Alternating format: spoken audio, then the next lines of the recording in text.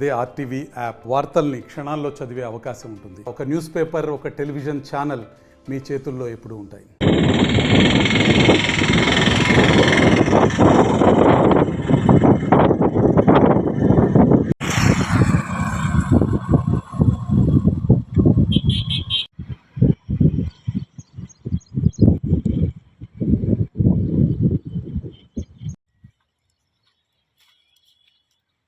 యాదవ్ మా నెల్లూరు జిల్లా ఉదయగిరి పట్టణంలో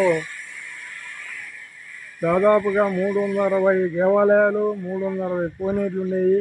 శ్రీకృష్ణదేవరాయల హయాంలో ఇవి రోజుకొక పూజించబడేవి. అలాంటి దేవాలయాలు నేడు కనుమరుగైపోతున్నాయి. ఎందుకంటే చాలా సంవత్సరాలుగా ఉన్నటువంటి ఈ దేవాలయాలు కాలగర్భంలో కలిసిపోయినాయి. నేడు 3 దేవాలయాలు మాత్రమే మిగిలినవి. ఒక కోనేరు మాత్రం మిగిలింది.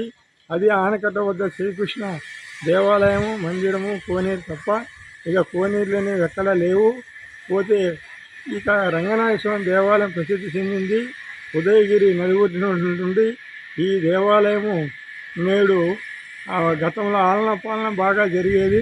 ప్రస్తుతము ఈ దేవాలయం కూడా కాలగర్భం కలిసిపోయే పరిస్థితి ఏర్పడింది. ఎందుకంటే ఉదయగిరి పట్టణంలో ఉన్నటువంటి రంగనాథ స్వామి దేవాలయం మహా ప్రసిద్ధి చెందింది. మహా యొక్క పుణ్యక్షేత్రమైనటువంటి ఈ దేవాలయాన్ని రాష్ట్ర ప్రభుత్వం కానీ కేంద్ర ప్రభుత్వం కానీ పట్టించుకున్న దాఖలాలు లేవు. గతంలో వాజ్పేయి గవర్నమెంట్లో మాత్రమే ఈ యొక్క దేవాలయాలకు నిధులు ఇచ్చిన సందర్భంగా వాటిని మరామతుల పేరుతో కోట్లాది రూపాయలు ఈ యొక్క సంబంధిత అధికారులు స్వాహా చేసిన అందరికీ తెలిసిందే.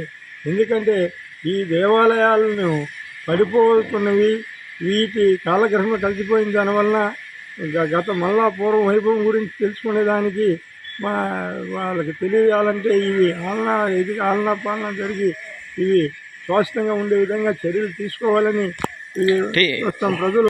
అదేవిధంగా ఉదయగిరి పట్టణంలో కింద బస్ స్టాండ్ నుంచి పై రంగనాథ దేవాలయం దాకా చుట్టూ దీపదేవతలు ప్రతిరోజు జరిగేవి. అలాంటివి నేడు కనుమరుగైపోయినవి.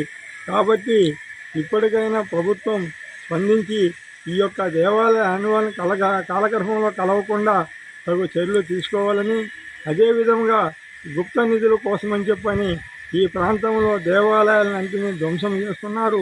వీళ్ళపైన నిఘా వేయాల్సిన అవసరం ఎంతైనా ఉంది. గతంలో ఉదయగిరి పట్టణంలో రంగనాథస్వామి దేవాలయంలో యొక్క స్తంభాలను తొలగించి రత్నాలను తీసుకుపోయినారని చెప్పి అనాల్సి ఉంది. కానీ ఆనాడు పెట్టిన కేసులు ఏమైపోయినాయో ఇంతవరకు ఆ దొంగలను పట్టుకోలేని పరిస్థితి ఏర్పడింది. మళ్ళీ దొంగలు దొరికారా, రత్నాలు దొరికినాయా, ఈ స్తంభాలను ఎందుకు పగలగొట్టింది అనే విషయం ఇప్పటికీ పోలీసు వారు దానిపైన చర్యలు తీసుకున్న దాఖలాలు లేవు. ఆ ఫైలు కూడా మూసేసినారని తెలుస్తుంది. ఎందుకంటే గతంలో ఉన్నటువంటి ప్రభుత్వాలు ఈ దొంగలకు సహకరించారని చెప్పని వినకడుగా ఈ ప్రాంతంలో కూడా ఉంది. కాబట్టి ఇప్పటికైనా స్పందించి తగు చర్యలు తీసుకోవాలని చెప్పని కోరుతున్నాం.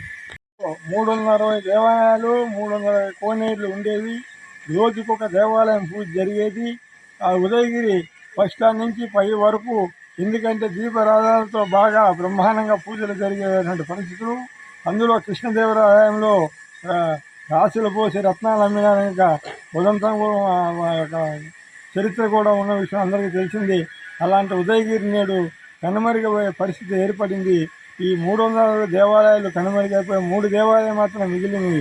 వాటిలో రంగనాథ స్వామి దేవాలయం ఒకటి ప్రసిద్ధిగాంచింది. అలాంటి రంగనాథ స్వామి దేవాలయం కూడా పురాతన దేవస్థానంలాగా పడే భూగర్భంలో కలిసిపోతుంది. దానికి మరామతుల పేరుతో వాజ్పేయి గవర్నమెంట్లో 1 కోటి రూపాయలు మంజూరు చేసినారనే విషయం తెలిసింది. ఆ తాత్కాలికమైన ఇది అయిందే కానీ పటిష్టమైన చర్యలు తీసుకోలేదు. దీంతో ఆ యొక్క దేవాలయము పూర్తిగా కాలగర్భంలో కలిపే పరిస్థితి, పడిపోయే పరిస్థితి ఏర్పడింది. పెద్ద కోట, రాళ్ళు, బ్రహ్మాండమైనటువంటి ఇది. అలాంటి కళాక్షేత్రం ఎక్కడా లేనిది. అలాంటివి నేడు కనుమరుగైపోతున్నాయి. కాబట్టి అదే కాదు, ఇంకా ఉదయగిరి దేవాలయాలు ఉన్నాయి. ఈ దేవాలయాలకు సంబంధించిన ఆస్తులు ఉన్నవి. ఇవన్నీ కూడా కాలగర్భంలో కలిసిపోయినవి. ఎందుకంటే ఆక్రమణలతో పూర్తిగా ఇదైపోయింది. ఈ విధంగా దేవాలయాలు కొన్ని దేవాలయాలు అయితే మాయ కాదని చెప్పి ఈ శాఖ వాళ్ళు వదిలేసే సందర్భాలుగా ఉన్నాయి. ఇంకా లక్ష్మీ దేవాలయము, విష్ణుమూర్తి దేవాలయాలు చాలా ఉన్నవి. ఇవన్నీ కూడా కాలం గర్భంలో కలిసిపోయినవి. చరిత్ర తెలుసుకోవాలంటే మళ్ళా గతం యువకులకు తెలియాలంటే ఈ చరిత్రని మన ప్రభుత్వం బాగా చేయాల్సిన అవసరం ఉందని చెప్పని మేము కోరుకుంటున్నాం. మరిన్ని వీడియోస్ కోసం ఛానల్ ని సబ్స్క్రైబ్ చేయండి. లేటెస్ట్ అప్డేట్స్ కోసం వాట్సాప్ ఛానల్ ని ఫాలో చేయండి. అండ్ లింక్ డిస్క్రిప్షన్ లో ఉంది.